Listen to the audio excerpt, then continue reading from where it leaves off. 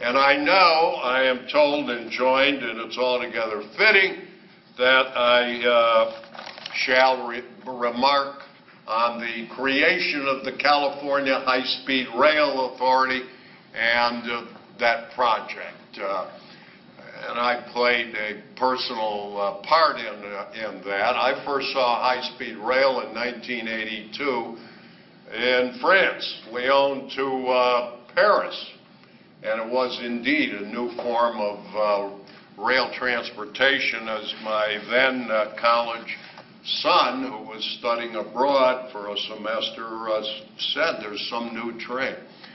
And it then expanded from France. Well, it didn't expand from France. It had started in Japan in 1964 for the Tokyo Olympics in that year, 1964. But it's France, and it's Germany, and it's the Eurostar across the English Channel, and it's Spain, and Belgium, the Netherlands, Italy, and then in Asia, besides Japan, Taiwan and South Korea. Now even the Russians have a line from St. Petersburg to Moscow. I shouldn't say even the Russians, because they're very creative, and I'm not being politically correct. So it goes. I introduced in 1992 a bill to establish the High-Speed Rail Commission, which passed both houses of the legislature. Governor Pete Wilson vetoed it on the ground that it created another state agency, and creating state agencies was bad. He's right as a general principle, but this would be a justifiable exception. So in 1994, I introduced a bill to establish a study committee. You always got to have a study committee. And it would study the feasibility and desirability of high-speed rail in California. Gary Patton's heard this part of my keynote speech, so he's very nice, though. He's smiling, which means he has. But anyway, that bill gave the governor the power to appoint all the people on the committee. That wasn't my idea. It was Matey Moorehead, who was the chief of staff of the Senate Transportation Committee. It's a pretty shrewd idea, so the governor appointed everybody. The governor's then Secretary of Business, Transportation, and Housing was the chairman under the terms of the statute. And about 18 months later, the committee came back and said it's both desirable and it's feasible to build high-speed rail in California. So what could the governor do? Now I introduced the bill, which passed in 1996, and he signed it, and that created the California High-Speed Rail Authority, and it provides for 9 members on a governing board, 5 appointed by the governor, 2 by the Senate, and 2 by the Speaker of the Assembly, and it then set about implementing statutory requirements to implement high-speed rail in California.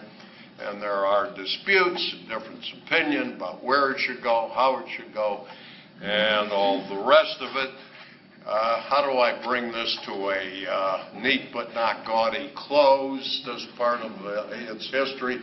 After I left the bench, I found I was eligible to serve as in an appointed public position. I was appointed by the Senate in 2006 of that board, and elected chairman, and served 3 years till after a general obligation bond was passed by voters, 52 to 48%, on November 4 of 2008.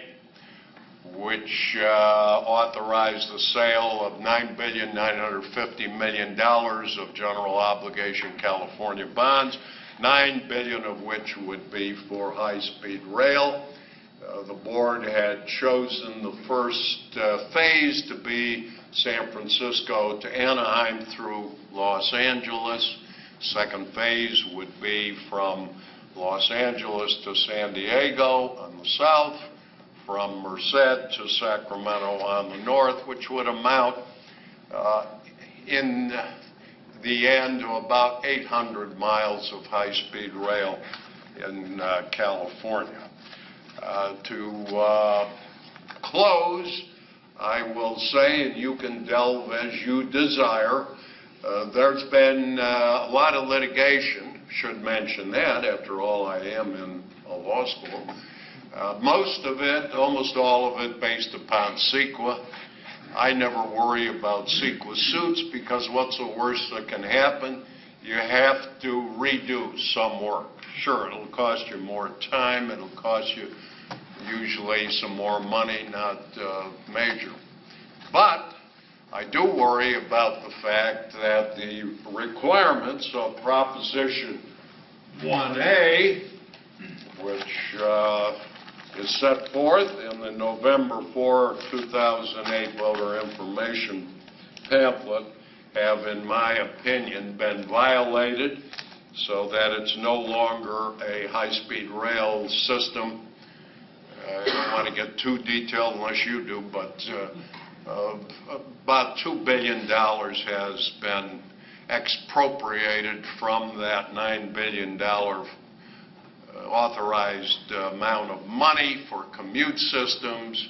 If you do it in the north, the peninsula system from San Francisco to Gilroy, you've got to do it in the south. So that means you've got to give an equal amount of money or close to it to Metrolink, as the case may be, and a plan now provides in effect that you'd have to change trains not once but twice to get from San Francisco to Los Angeles. But I'll leave that aside for now, except to say I have signed a declaration under penalty of perjury as a proposed expert witness in a trial set for May 31st in Sacramento County Superior Court.